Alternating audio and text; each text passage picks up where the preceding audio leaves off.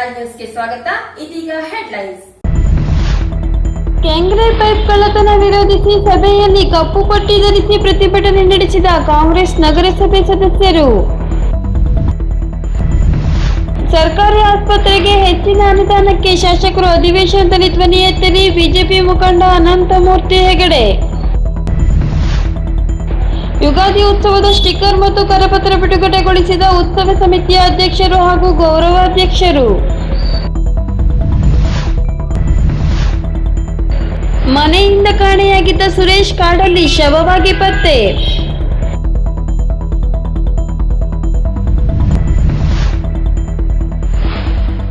ನಿಯಂತ್ರಣ ತಪ್ಪಿ ವಿದ್ಯುತ್ ಕಂಬಕ್ಕೆ ಡಿಕ್ಕಿ ಹೊಡೆದ ಕಾರು, ಚಾಲಕ ಪಾರು.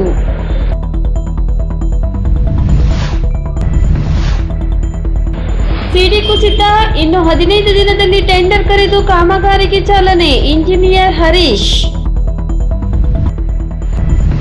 ಮತ್ತು ಮನೆಯಂಗಳಕ್ಕೆ ಬಂದು ಬಿಲದಲ್ಲಿ ಅಡಗಿ ಕುಳಿತಿದ್ದ ಕಾಳಿಂಗನನ್ನು ಹಿಡಿದು ಕಾಡಿಗೆ ಬಿಟ್ಟ ಮಾಜ್ ಸೈಯದ್. ನಗರಸಭೆ ಕೆಂಗ್ರೆ ಒಳಗೆ ಅಳವಡಿಸಲಾಗಿದ್ದ ಹಳೆ ಪೈಪ್ ಕಳ್ಳತನ ಪ್ರಕರಣವನ್ನು ವಿರೋಧಿಸಿ ಕಾಂಗ್ರೆಸ್ ಪಕ್ಷದ ನಗರಸಭೆ ಸದಸ್ಯರು ಇಂದು ನಗರಸಭೆಯಲ್ಲಿ ನಡೆದ ಸಭೆಯಲ್ಲಿ ಕಪ್ಪು ಪಟ್ಟಿ ಧರಿಸಿ ಪ್ರತಿಭಟನೆ ನಡೆಸಿದರು. ಈ ಸಂದರ್ಭದಲ್ಲಿ ಮಾತನಾಡಿದ ಸದಸ್ಯ ಪ್ರದೀಪ್ ಶೆಟ್ಟಿ ಅವರು, ಈ ಪ್ರಕರಣ ನಗರಸಭೆಯ ಪೈಪ್ ಕಳ್ಳತನ ಪ್ರಕರಣ ಗೊಂದಲಮಯವಾಗಿದ್ದು ಜನರಿಗೆ ಇದರ ಸತ್ಯಾಸತ್ಯತೆ ತಿಳಿಯಬೇಕಿದೆ. ಈ ಬಗ್ಗೆ ನಾವು ಪ್ರತಿಭಟನೆ ನಡೆಸಿ ಪೌರಾಯುಕ್ತರಿಗೆ ತುರ್ತು ಸಭೆ ಕರೆಯಲು ತಿಳಿಸಿದ್ದರೂ ಕೂಡ ಅವರು ಇದುವರೆಗೂ ಯಾವುದೇ ತುರ್ತು ಸಭೆ ಕರೆದಿಲ್ಲವೆಂದು ಹೇಳಿದರು. ಪ್ರಚಾರದಲ್ಲಿ ಸುದ್ದಿ ಪ್ರಚಾರದಲ್ಲಿದ್ದೆ. ನಾನು ನಗರಸಭೆ ಎಲ್ಲ ನಗರಸಭೆ ಸದಸ್ಯರು ಸಿಬ್ಬಂದಿಗಳು ಸೇರಿ ತಲೆ ತಕ್ಷಣ ಊರಲ್ಲಿ ತಿರುಗುವಂತ ಪರಿಸ್ಥಿತಿ ನಿರ್ಮಾಣ ಆಗುತ್ತೆ. ಆ ಕಾರಣಕ್ಕಾಗಿ ನಾವು ಸದಸ್ಯರೆಲ್ಲ ಬಂದು ಒಂದು ಪ್ರತಿಭಟನೆ ಕೂಡ ಮಾಡಿದ್ವಿ. ಅದು ನಿಮ್ಗೊಂದು ಅರ್ಜಿ ಕೊಟ್ಟಿದ್ವಿ, ತುರ್ತು ಸಭೆ ಕೇಳಿದ್ವಿ. ಯಾವ ವಿಷಯದ ಮೇಲೆ ಅಂದ್ರೆ ಕೆಂಗ್ರೆ ಪೈಪ್ಲೈನ್ ಕಳ್ಳತನ ವಿಷಯದ ಮೇಲೆ ಸಭೆ ಕರೀದಿದ್ವಿ. ಆದ್ರೆ ತಮ್ಮ ಸಭೆ ನೋಟಿಸ್ ನಾವು 3 ದಿವಸದಿಂದ ನೋಡಿದ್ವಿ. ಆದ್ರೆ ನಾವು ಕೊಟ್ಟಂತ ಮನವಿಗೆ ಯಾವುದೇ ಸ್ಪಂದನೆ ಇಲ್ಲ, ಯಾವುದೇ ಆ ಸಭೆಗೆ ಕರೀಲಿಕ್ಕೆ ಯಾವುದೇ ಮೀಟಿಂಗ್ ಅನ್ನು ಉಡ್ಲಿಕ್ಕೆ ಯಾವ ಕಾರಣಕ್ಕೆ ಅಂತ ನಾನು ಕೇಳಲಿಕ್ಕೆ ಬಯಸ್ತೇನೆ. ಯಾಕಂದ್ರೆ ಇಂಥ ಜ್ವಲಂತ ಸಮಸ್ಯೆ ಊರು ತುಂಬಾ ಚರ್ಚೆ ಆಗ್ಬೇಕಾದ್ರೆ ನಮ್ ಕೆಲವು ಸದಸ್ಯರಿಗೆ ಈ ವಿಷಯ ಗೊತ್ತಿಲ್ಲ. ಯಾರೋ ಪೇಪರ್ ಓದ್ಕೊಂಡು ಅಥವಾ ಅವರು ಸೋಷಿಯಲ್ ಮೀಡಿಯಾದಲ್ಲೂ ಅಲ್ಲೆಲ್ಲ ತಿಳ್ಕೊಂಡು ನಾವೇ ಮಾತಾಡ್ಕೊಂಡು ಅವರಂತೆ ಇವರಂತೆ ಈಗ ಮಕ್ಕಳು ಇದ್ರ ಬಗ್ಗೆ ಮಾತಾಡ್ತಾರೆ. ಪೇಪರ್ನ ತಿಳ್ಕೊಂಡು ನಾವೇ ತಲೆ ತಗ್ಸ್ಕೊಂಡು ನಾವೇ ಮಾತಾಡ್ಕೊಂಡು ಮುಜುಗರ ಪಟ್ಕೊಳ್ಳುವಂತ ಪರಿಸ್ಥಿತಿ ನಿರ್ಮಾಣ ಆಗಿದೆ. ಇದಕ್ಕೆ ತಾವು ಒಂದು ಸಭೆ ಕರೆದು ವಿಷಯ ಇದಕ್ಕೆ ನಾವು ಯಾರ ಮೇಲೆ ದೋಷಾರೋಪಣೆ ಮಾಡ್ತಾ ಇಲ್ಲ. ಖಂಡಿತ ಇದರಲ್ಲಿ ಯಾರೇ ಸದಸ್ಯರಿರ್ಲಿ, ಯಾರೇ ಅಧಿಕಾರಿಗಳಿರ್ಲಿ, ಯಾರೇ ಸ್ವಾಮಿ ಹೊರಗಿನವ್ರು ಯಾರೇ ಸ್ವಾಮಿಲಿ ಇರ್ಲಿ, ಅವ್ರು ಎಷ್ಟೇ ಪ್ರಭಾವಶಾಲಿ ಆಗಿರ್ಲಿ, ಅವ್ರ ಮೇಲೆ ಕ್ರಮ ಆಗ್ಬೇಕಂತ ನಾವೆಲ್ಲರೂ ಕೂಡ ಒಪ್ಪುವರಿಂದ ನಾವು ಅದಕ್ಕೆ ಬೆಂಬಲ ಕೊಡ್ತೀವಿ. ಆದ್ರೆ ಇದು ಸದಸ್ಯರಿಗೆ ಮತ್ತು ಇವರಿಗೆ, ಯಾಕಂದ್ರೆ ನಾವು ಇವತ್ತು 80,000 ಜನರನ್ನ ಪ್ರತಿನಿಧಿಸ್ತೀವಿ, 30 ಜನ ಪ್ರತಿನಿಧಿಸ್ತೀವಿ, 5 ಜನ ಸರ್ಕಾರದ ನಾಮಿನೇಷನ್ ಸದಸ್ಯರು ಕೂಡ ಇದ್ದಾರೆ. ವಿಷಯ ಗೊತ್ತಾಗಬೇಕಲ್ಲ ಎಲ್ಲರಿಗೂ, ಏನಾಗಿದೆ, ಏನ್ ಬಿಟ್ಟಿದೆ, ಆಗಿದೆ ಹೌದೋ ಅಲ್ಲೋ. ಸಿರ್ಸಿ ಪಂಡಿತ್ ಸಾರ್ವಜನಿಕ ಆಸ್ಪತ್ರೆಯ MRI, CT scan, trauma centre ಬರಲು ಅಗತ್ಯವಿರುವ ಸಲಕರಣೆ ಖರೀದಿಗೆ ಹೆಚ್ಚಿನ ಅನುದಾನಕ್ಕೆ ಶಾಸಕ ಭೀಮಣ್ಣ ನಾಯ್ಕ ಅಧಿವೇಶನದಲ್ಲಿ ಧ್ವನಿ ಎತ್ತಬೇಕು ಎಂದು ಬಿಜೆಪಿ ಮುಖಂಡ ಅನಂತಮೂರ್ತಿ ಹೆಗಡೆ ಒತ್ತಾಯಿಸಿದರು. ನಗರದ ಪತ್ರಿಕಾ ಭವನದಲ್ಲಿ ಮಂಗಳವಾರ ಸುದ್ದಿಗೋಷ್ಠಿ ನಡೆಸಿ ಮಾತನಾಡಿದ ಅವರು, ಆಸ್ಪತ್ರೆಯ ಸಲಕರಣೆ ಖರೀದಿಸುವ ವಿಚಾರದ ಪ್ರಸ್ತಾವನೆ ಗೊತ್ತಿಲ್ಲ ಎನ್ನುವ ಶಾಸಕರ ಮಾತು ಶುದ್ಧ ಸುಳ್ಳು. ಈಗಲೇ ಆ ವಿಷಯದ ಕುರಿತು ಹಲವಾರು ಬಾರಿ ನಾನು ಪ್ರಸ್ತಾಪ ಮಾಡಿದ್ದೇನೆ. ಅಲ್ಲದೆ ನವೆಂಬರ್ನಲ್ಲೇ ಪ್ರಸ್ತಾವನೆ ಹೋಗಿರುವುದು ಕುರಿತು ಆಸ್ಪತ್ರೆ ಅಧಿಕಾರಿಗಳು ದೃಢೀಕರಣವು ತೆಗೆದುಕೊಳ್ಳಲಾಗಿದೆ ಎಂದರು. ಆದರೆ ಅದಕ್ಕೆ ಅಗತ್ಯವಿರುವ ಅನುದಾನ ತರಲು ಬದ್ಧರಾಗಿರುವುದಾಗಿ ಶಾಸಕರು ತಿಳಿಸಿದ್ದು, ಶೀಘ್ರವಾಗಿ ಅದನ್ನು ಬಿಡುಗಡೆ ಮಾಡಿಸಬೇಕು. ಜೊತೆಗೆ ಅಧಿವೇಶನದಲ್ಲಿ ನಮ್ಮ ಆಸ್ಪತ್ರೆಗೆ ಹೆಚ್ಚಿನ ಅನುದಾನಕ್ಕೆ ಧ್ವನಿ ಎತ್ತಬೇಕು ಎಂದರು. ಸರ್ಕಾರಿ ಆದೇಶದ ಅನ್ವಯ ತಮ್ಮ ಹತ್ರ ಕೂಡ ಡಾಕ್ಯುಮೆಂಟ್ಸ್ ಇದೆ. ಸರ್ಕಾರಿ ಆದೇಶದ ಅನ್ವಯ ಏನಾಗಬೇಕಾಗಿತ್ತು ಅಂತಂದರೆ 80% ವರ್ಕ್ ಯಾವಾಗ ಮುಗೀತು, 80% ವರ್ಕ್ ಮುಗಿದ ತಕ್ಷಣವೇ ಎಕ್ವಿಪ್ಮೆಂಟ್ಗೆ ಅರ್ಜಿ ಸಲ್ಲಿಸಬೇಕಾಗಿತ್ತು. 80% ವರ್ಕ್ ಯಾವಾಗ ಮುಗಿದ ಕೂಡಲೇ ಇದು ಅರ್ಜಿ ಹೋಗಬೇಕಾಗಿತ್ತು ಎಕ್ವಿಪ್ಮೆಂಟ್ಗೆ. ಆದರೆ ಈಗಾಗಲೇ 80% ವರ್ಕ್ ಮುಗಿದು ಕೂಡ ತುಂಬ ತಿಂಗಳುಗಳಾಗಿದೆ. ಅದಕ್ಕೂ ಆ ಡಾಕ್ಯುಮೆಂಟ್ ಕೂಡ ನಾನು ನಿಮಗೆ ಆಲ್ರೆಡಿ ಕೊಟ್ಟಿದ್ದೇನೆ. ಅದರಿಂದ 80% ವರ್ಕ್ ಮುಗಿದೇ ಬಹಳಷ್ಟು ತಿಂಗಳಾಗಿದೆ. ಅದು ಆದಷ್ಟು ಬೇಗ ತಾವು ಪ್ರಸ್ತಾವನೆ ಸಲ್ಲಿಸಬೇಕು. ಮತ್ತು ಅನುದಾನ ಕೊರತೆ ಆಗಿದ್ರ ಬಗ್ಗೆ, ಈಗ ಅನುದಾನ ಕೊರತೆ ಆಗಿದೆ ಅಂತ ಡಾಕ್ಯುಮೆಂಟೇ ಇದೆ, ಎಕ್ವಿಪ್ಮೆಂಟ್ ಲೀಸ್ಟ್ ಕೂಡ ನಮ್ಮ ಹತ್ರ ಇದೆ, ಇದು ಯಾವುದೂ ಕೂಡ ಸುಳ್ಳಲ್ಲ. ನಾ ಹೇಳ್ತಾ ಇರೋದು ಏನಂತಂದರೆ, ತಾವು ವಿಧಾನಸಭೆ ಧ್ವನಿ ಎತ್ತಬೇಕು. ನಮ್ಮ ಕ್ಷೇತ್ರದ ಜನರ ಪರವಾಗಿ ತಾವು ಧ್ವನಿ ಎತ್ತಿ ನಮಗೆ ಅನುದಾನ ಬೇಕೇ ಬೇಕು, ಯಾವ ಕಾರಣಕ್ಕೂ ಕೂಡ ಕಡಿತ ಮಾಡಬೇಡಿ. ಈ ವಿರಾಜಪೇಟೆ ಕೊಟ್ಟಿದ್ದೀರಿ, ಚಿತ್ರದುರ್ಗದಲ್ಲಿ ಆಸ್ಪತ್ರೆ ಕೊಡ್ತಾ ಇದ್ದೀರಿ, ಬೆಂಗಳೂರು ಕೊಡ್ತಾ ಇದ್ದೀರಿ, ದಕ್ಷಿಣ ಕನ್ನಡ ಕೊಡ್ತಾ ಇದ್ದೀರಿ, ಈಗ ಎಲ್ಲ ಕಡೆಯೂ ಕೂಡ ತಾವು ಆಸ್ಪತ್ರೆ ಕೊಡ್ತಾ ಇದ್ದೀರಿ, ನಮ್ಮ ಸಿರ್ಸಿಗೂ ಬೇಕು ಅಂಥೇಳಿ ನಮ್ಮ ಸಿರ್ಸಿಯ ಶಾಸಕರಾದಂಥ ತಾವು ವಿಧಾನಸಭೆ ಗಟ್ಟಿಯಾಗಿ ಧ್ವನಿ ಎತ್ತಬೇಕು ಅಂಥೇಳಿ ನಾನು ಕೇಳ್ತಾ ಇದ್ದೇನೆ. ಈ ಬಸ್ ಸ್ಟ್ಯಾಂಡ್ ವಿಚಾರವಾಗಿ ನಾನು ಪ್ರತಿಭಟನೆ ಮಾಡ್ತೇನೆ ಅಂತೇಳಿ ಏನು ಘೋಷಣೆ ಮಾಡಿದೆ, ಹೇಳಿದ ಮೇಲೆ ಹಲವಾರು ಜನ ಫೇಸ್ಬುಕ್ಕಿನಲ್ಲಿ ಬಹಳ ಕೆಟ್ಟದಾಗಿ ಕಮೆಂಟ್ಗಳನ್ನು ಮಾಡಿದ್ದಾರೆ. ನಾನು ಕೇಳ್ತಾ ಇದ್ದೇನೆ, ಅಂಬೇಡ್ಕರ್ ಅವರು ಕೊಟ್ಟ ಸಂವಿಧಾನ ಪ್ರಕಾರವೇ ನಾವು ಹೋರಾಟ ಮಾಡ್ತಾ ಇರ್ತೀವಿ. ಎಲ್ಲರೂ ಸೇರಿಸ್ಕೊಂಡು, ರೈತರನ್ನು, ಪ್ರಯಾಣಿಕರು, ಸಾರ್ವಜನಿಕರು ಎಲ್ಲ ಸೇರಿಸ್ಕೊಂಡು, ವಿದ್ಯಾರ್ಥಿಗಳು ಸೇರಿಸ್ಕೊಂಡು ಮಾಡ್ತಾ ಇದ್ದೇವೆ. ಏನು ತಪ್ಪಿದೆ? ಯಾಕೆ ಇದು ಆಗಬಾರ್ದು ಅಂತ ತಾವು ಬಯಸ್ತೀರಿ? ಹಾಗೆ ನನಗೆ ಪೊಲೀಸ್ ಸ್ಟೇಷನಿಂದ ಒಂದು ನೋಟಿಸ್ ಬಂತು. ಏನಂತ, ನೀವಲ್ಲಿ ಪ್ರತಿಭಟನೆ ಮಾಡಬಾರ್ದು, KSRTC ಬಸ್ ಸ್ಟ್ಯಾಂಡ್ ಮುಂದೆ ಮಾಡೋದಿದ್ರೆ ನೀವು KSRTC ಪರ್ಮಿಷನ್ ತಗೊಳ್ಬೇಕು ಅಂತ. ಯಾವುದಾದ್ರು ಪ್ರಪಂಚದಲ್ಲಿ ಯಾರೋ ಒಬ್ಬ ಸಂಸ್ಥೆಯವರು ನಮ್ಮ ವಿರುದ್ಧ ಪ್ರತಿಭಟನೆ ಮಾಡಿ ನಮಗೆ ಪರ್ಮಿಷನ್ ಲೆಟರ್ ಮಾಡ್ಕೊಡ್ತಾರ? ಯಾವುದೋ ಸಂಸ್ಥೆ ಇರಲಿ, ಯಾವುದೇ ಸಂಸ್ಥೆ ಇರ್ಬೋದು, ಆ ಸಂಸ್ಥೆಯ ಪರ್ಮಿಷನ್ ತಗೊಂಡು ಹೊಸ ಸಂಪ್ರದಾಯ ಸರ್ ಇದು ಶುರುವಾಗಿದೆ. ನೀವು KSRTC ವಿರುದ್ಧ ಪ್ರತಿಭಟನೆ ಮಾಡ್ತೀರಿ ಅಂತಂದರೆ KSRTC ಮತ್ತು AC ಪರ್ಮಿಷನ್ ತೆಗೆದುಕೊಂಡು ಮಾಡಬೇಕು. ಅದೇನು ನಾವು ಮಾಡಿದ ಅರ್ಧ ಗಂಟೆ ಪ್ರತಿಭಟನೆ, ನಾನು ಧರಣಿ ಅಂತ ಹೇಳಿದ್ದೆ. ಧರಣಿಗೂ ಪ್ರತಿಭಟನೆ ವ್ಯತ್ಯಾಸ ಇದೆ. ಪ್ರತಿಭಟನೆ ಅಂದರೆ ಒಂದು ಅರ್ಧ ಗಂಟೆ 20 ನಿಮಿಷಕ್ಕೆ ಆಗುವಂಥ ಪ್ರತಿಭಟನೆ. ಧರಣಿ ಅಂತಂದರೆ ನಾವು ಅಲ್ಲೇ ಕೂತ್ಕೊಂಡು ಸತ್ಯಾಗ್ರಹ ಮಾಡೋದು ಧರಣಿ. ನಾನು ಕಾಲ ಈ ಥರ ಜನಕ್ಕೆ ಸಮಸ್ಯೆ ಆಗಿದೆ, ಪ್ರತಿಭಟನೆ ಮಾಡ್ತೀನಿ ಅಂತಂದರೆ ತಾವು ಪ್ರತಿಭಟನೆ ಮಾಡಬಾರ್ದು ಅಂತ ಹೇಳಿ ಶಿರಸಿಯ ಪೊಲೀಸರ ಕೈಯಿಂದ ತಾವು ನೋಟಿಸ್ ಕೊಡ್ತೀರಾ. ಶಿರಸಿ ಪೊಲೀಸರು ಭಾಳ ಹೆಮ್ಮೆಯ ಪೊಲೀಸ್ ಇದ್ದಾರೆ, ಒಳ್ಳೆಯ ದಕ್ಷ, ಅದಕ್ಕೆ ನಿರಂತರ ಒತ್ತಡ ಹಾಕಿ ತಾವು ನೋಟಿಸ್ ಕೊಟ್ಟು ತಾವು ಮಾಡಬಾರ್ದು ಅಂತ ಹೇಳ್ತೀನಿ ಅಂತಂದರೆ ನಾನು ಹೇಳ್ತಾ ಇದ್ದೇನೆ, ಇದು ಸರಿಯಾದ ನಡೆಯಲ್ಲ. ರಜೆ ಅದು ಸಂವಿಧಾನ ಕೊಟ್ಟಂತ ಹಕ್ಕು. ನೂರಾರಲ್ಲ, ಸಾವಿರಾರು ಪ್ರತಿಭಟನೆಗಳು ಇತಿಹಾಸದ ಆ ಸತ್ಯಗಳಾಗಿದೆ.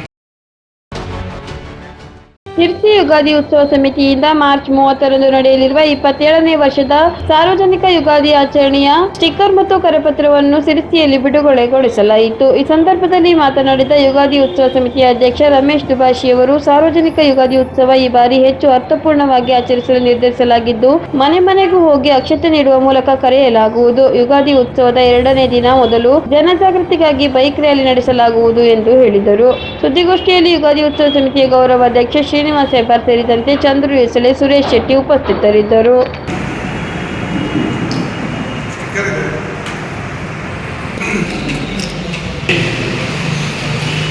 ತಾಲೂಕಿನ 27ನೇ ವರ್ಷದ ಯುಗಾದಿ ಉತ್ಸವದ ಪತ್ರಿಕಾ ಗೋಷ್ಠಿಗೆ ಆಗಮಿಸಿದ ಯುಗಾದಿ ಉತ್ಸವಕ್ಕೆ ಕಳೆದ ಒಂದು ವಾರದಿಂದ ಪತ್ರಿಕಾ ಗೋಷ್ಠಿಯನ್ನು ಮಂಡಿ ಸಮಿತಿ, ಸಂಪರ್ಕ ಸಮಿತಿ, ಹೀಗೆ ಸಾಕಷ್ಟು ಸಮಿತಿಗಳನ್ನು ಮಾಡಿ ಎಲ್ಲರನ್ನ ಸಂಪರ್ಕಿಸುವಂಥದ್ದು, ಜನರಿಗೆ ಕರೆ ಕೊಡುವಂಥದ್ದು.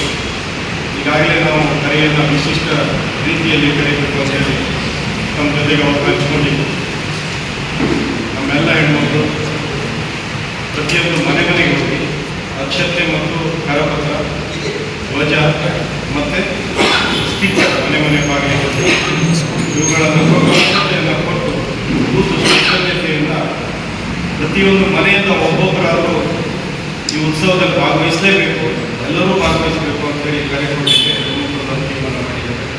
ಎಲ್ಲ 31 ವಾರ್ಡ್ಗಳಲ್ಲೂ ಕೂಡ ಹೆಣ್ಮಕ್ಕಳ ಟೀಮು ಈಗಾಗಲೇ ರೆಡಿಯಾಗಿದೆ. ಇವತ್ತಿಂದ ಈಗ ತಮ್ಮ ಎದುರಿಗೆ ಕರಪತ್ರವನ್ನು ಬಿಡುಗಡೆ ಮಾಡಿದ್ವಿ. ಇವತ್ತಿಂದ ನಾಳೆಯಿಂದ ಎಲ್ಲ ಮನೆ ಮನೆಗೆ ಕರೆ ಕೊಡುವಂಥ ವ್ಯವಸ್ಥೆಯನ್ನು ಮಾಡ್ತೀವಿ. ಅದರ ಜೊತೆಗೆ ಈಗಾಗಲೇ ನಾವು 60 ಬಂಡಿಗಳನ್ನು ಓಡಿಸ್ಬೇಕನ್ನುವಂಥ ಒಂದು ವಿಚಾರವನ್ನು ಇಟ್ಕೊಂಡು ಈಗಾಗಲೇ 60 ಬಂಡಿಗಳಿಗೆ ಸಾಕಷ್ಟು ಯುವಕ ಮಂಡಳಿಗಳು, ಹರಿಕಾಂಬ ಗಜಾನನೋತ್ಸವ ಸಮಿತಿಯವರು ಮತ್ತು ಹೋಳಿ ಸಮಿತಿಯವರು ಹೀಗೆ ಎಲ್ಲರನ್ನ ಸಂಪರ್ಕ ಮಾಡಿ ಹೆಚ್ಚಿನ ಸಂಖ್ಯೆಯಲ್ಲಿ ಅಂದರೆ 60ರಷ್ಟು ಬಂಡಿಗಳನ್ನು ಮಾಡಿಸಬೇಕು ಅಂತೇಳಿ ನಾವು ಈಗಾಗಲೇ ವ್ಯವಸ್ಥೆಯನ್ನು ಮಾಡ್ಕೊಂಡಿದ್ದೇವೆ. ಮೊನ್ನೆ ಪತ್ರಿಕಾಗೋಷ್ಠಿಯಲ್ಲಿ ನಾವು ಈಗ ಮಾಡ್ತೇವೆ ಅಂತ ಹೇಳಿದ್ವಿ. ಅದರಲ್ಲಿ ಇಂಪ್ರೂವ್ಮೆಂಟ್ಸ್ ಆಗಿರುವಂತಂದ್ರೆ ಈಗಾಗಲೇ 3 ಸ್ವಾಮಿಗಳನ್ನು ನಾವು ಭೇಟಿಯಾಗಿದ್ದೇವೆ. ಒಂದು ಸ್ವರ್ಣೋಳಿ ಸ್ವಾಮಿ, ಇನ್ನೊಂದು ಜೈನ ಮಠದ ಸ್ವಾಮಿ, ಮತ್ತೊಂದು ಬಣ್ಣದ ಮಠದ ಸ್ವಾಮಿ. ಈ 3 ಸ್ವಾಮಿಗಳನ್ನು ಸಂಪರ್ಕ ಮಾಡಿ ಅವರನ್ನು ರಿಕ್ವೆಸ್ಟ್ ಮಾಡ್ಕೊಂಡಿದ್ದೇವೆ. ರೈಟ್ ಟೈಮ್ 5:30 6 ಗಂಟೆಗೆ ಸ್ಟಾರ್ಟ್ ಆಗಿ 7:45 ನಮ್ಮ ಬಂಡಿಗಳು ಶೋಭಾಯಾತ್ರೆ 7:30 ಸ್ಟಾರ್ಟ್ ಆಗಬೇಕು ಅಂತೇಳಿ ನಮ್ಮ ಕಷ್ಟದ ಎಲ್ಲ ಹಂಚ್ಕೊಂಡಾಗ ಅವರು ಒಪ್ಪಿಗೆ ಕೊಟ್ಟು ನಾವು ಒಂದು ಸಣ್ಣ ಬಂಧದಲ್ಲಿದ್ದೀವಿ. ಮರಿಕಂಬ ದೇವಸ್ಥಾನದಿಂದ ಅದು ಸರಿಯಾಗ್ತಲ್ಲ, ಎಷ್ಟೊಂದು ಬೇಕಾಗ್ತದೆ, ತಮಗೂ ಎಲ್ಲ ಬೇರೆ ಬೇರೆ ಅನುಷ್ಠಾನದ ಕೆಲಸ ಇರೋದ್ರಿಂದ ಕಷ್ಟ ಆಗ್ತದೆ. ಇಲ್ಲೇ ಚಾಲನೆ ಕೊಡೋ ಪ್ರಯತ್ನ ಸ್ವಲ್ಪ ಬೇಗ ಚಾಲನೆ ಕೊಟ್ಟು ಹೋಗುವ ಅಂತೇಳಿ ಒಪ್ಪಿಗೆ ಕೊಟ್ಟಿರೋದ್ರಿಂದ ನಾವು ಈಗಾಗಲೇ ಮಧ್ಯಾಹ್ನ 5:00 ಸಂಜೆ 5:00 ವಿಕಾಸಾಶ್ರಮದಲ್ಲಿ ನಾವು ಚಾಲನೆ ಕೊಟ್ಟರಿಂದ ಆದಷ್ಟು ಬೇಗ ಬರೋದು ಮುಗಿಸುವ ವ್ಯವಸ್ಥೆಯನ್ನು ಮಾಡ್ತೀವಿ. ಕಳೆದ 3 ದಿನಗಳ ಹಿಂದೆ ಮನೆಯಿಂದ ಕಾಣೆಯಾಗಿದ್ದ ಸಿರ್ಸಿ ಪಡಂಬೈ ನಿವಾಸಿ ಸುರೇಶ್ ಶುಬ್ಬು ಮೊಗೆ ಇಂದು ತೋಟಗಾರಿಕಾ ಮಹಾವಿದ್ಯಾಲಯದ ಹಿಂದಿನ ಕಾಡಿನಲ್ಲಿ ಶವವಾಗಿ ಪತ್ತೆಯಾಗಿದ್ದಾನೆ. ಗ್ರಾಮೀಣ ಠಾಣೆ ಪಿಎಸ್ಐ ಸೀತಾರಾಮ್ ಸ್ಥಳಕ್ಕೆ ತೆರಳಿ ಪರಿಶೀಲನೆ ನಡೆಸುತ್ತಿದ್ದಾರೆ. ಚಾಲಕನ ನಿಯಂತ್ರಣ ತಪ್ಪಿದ ಕಾರು ವಿದ್ಯುತ್ ಕಂಬಕ್ಕೆ ಡಿಕ್ಕಿ ಹೊಡೆದು ನಿಂತ ಘಟನೆ ಸಿರ್ಸಿ ತಾಲೂಕಿನ ಬನವಾಸಿ ರಸ್ತೆಯಲ್ಲಿರುವ ನವಣಗೆರೆ ಕ್ರಾಸ್ ಬಳಿ ನಡೆದಿದೆ. ಡಿಕ್ಕಿ ರಭಸಕ್ಕೆ ಕಾರಿನ ಮೇಲೆ ವಿದ್ಯುತ್ ಕಂಬ ಮುರಿದು ಬಿದ್ದರೂ ಚಾಲಕ ಮಾತ್ರ ಜೀವಾಪಾಯದಿಂದ ಪಾರಾಗಿದ್ದಾನೆ. ಸಿಪಿ ಬಜಾರದಲ್ಲಿ ರಸ್ತೆ ಮಧ್ಯೆ ಅಡ್ಡಲಾಗಿ ಹೋಗಿರುವ ಸಿಡಿ ಕುಸಿದ ಪರಿಣಾಮ ಅಲ್ಲೊಂದು ಹೊಸದಾದ ಸಿಡಿ ನಿರ್ಮಾಣವಾಗುವ ಅವಶ್ಯಕತೆ ಇದೆ. ಈ ಬಗ್ಗೆ ಬಿಗ್ ಬ್ರೇಕಿಂಗ್ ವರದಿ ಮಾಡಿದಾಗ ಸಿಡಿ ಕಾಮಗಾರಿಗೆ 2.15 ಲಕ್ಷ ರೂಪಾಯಿ ವೆಚ್ಚದಲ್ಲಿ ಟೆಂಡರ್ ಕರೆಯಲಾಗಿದ್ದು, ಇನ್ನು 15 ದಿನದಲ್ಲಿ ಕಾಮಗಾರಿ ಪ್ರಾರಂಭಿಸುವ ಬಗ್ಗೆ ನಗರಸಭೆ ಇಂಜಿನಿಯರ್ ಹರೀಶ್ ಅವರು ಮಾಹಿತಿ ನೀಡಿದ್ದಾರೆ.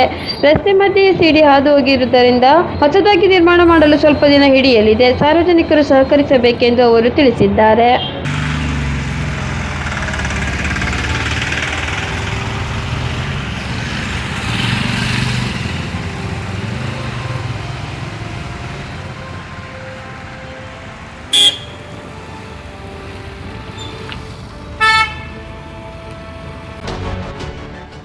ಮನೆಯ ಹತ್ತಿರ ತಡರಾತ್ರಿ ಕಾಣಿಸಿಕೊಂಡಿದ್ದ ಬೃಹತ್ ಗಾತ್ರದ ಕಾಳಿಂಗ ಸರ್ಪವನ್ನು ಉರಗಪ್ರೇಮಿ ಮಾಜ್ ಸೈಯದ್ ಅರಣ್ಯ ಇಲಾಖೆ ಸಹಾಯದಿಂದ ಹಿಡಿದು ಕಾಡಿಗೆ ಬಿಟ್ಟ ಘಟನೆ ವರದಿಯಾಗಿದೆ. ಸಿದ್ದಾಪುರ ತಾಲೂಕಿನ ಬಿದ್ರಕಾನ್ ಪಂಚಾಯಿತಿ ವ್ಯಾಪ್ತಿಯ ಗೋದ್ಲಬೀಳ ಗ್ರಾಮದ ಗೋಳಿಕೈ ಮಂಜುನಾಥ್ ಹೆಗಡೆ ಅವರ ಮನೆಯ ಹತ್ತಿರ ಸುಮಾರು 13 ಅಡಿ ಉದ್ದದ ಕಾಳಿಂಗ ಸರ್ಪ ಕಾಣಿಸಿಕೊಳ್ಳುವ ಮೂಲಕ ಗ್ರಾಮಸ್ಥರನ್ನು ಬೆಚ್ಚಿ ಬೀಳಿಸುವಂತೆ ಮಾಡಿತ್ತು. ಈ ಬಗ್ಗೆ ವೆಂಕಟೇಶ್ ಹೆಗಡೆ ಓಣಿಕೆರೆ ರಾಜ್ ನ್ಯೂಸ್ಗೆ ಮಾಹಿತಿ ನೀಡಿದ್ದಾರೆ.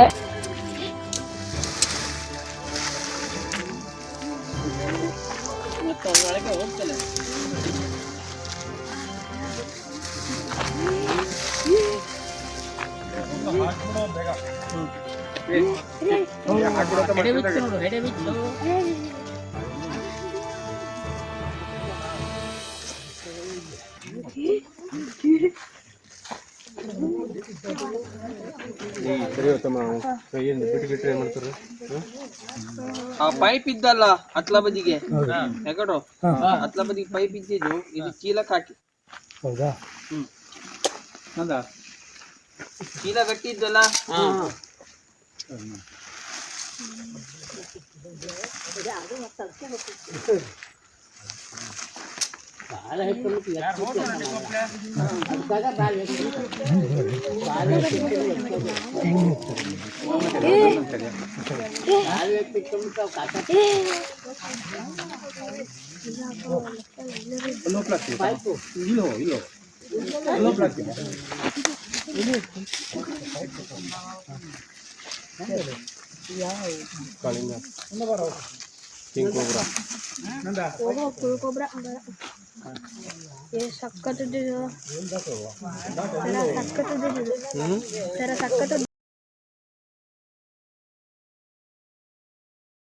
ಇಲ್ಲಿಗೆ ವಾರ್ತಾ ಪ್ರಸಾರ ಮುಕ್ತಾಯವಾಯಿತು. ಮುಂದಿನ ವಾರ್ತೆಗಳೊಂದಿಗೆ ಸಿಗೋಣ.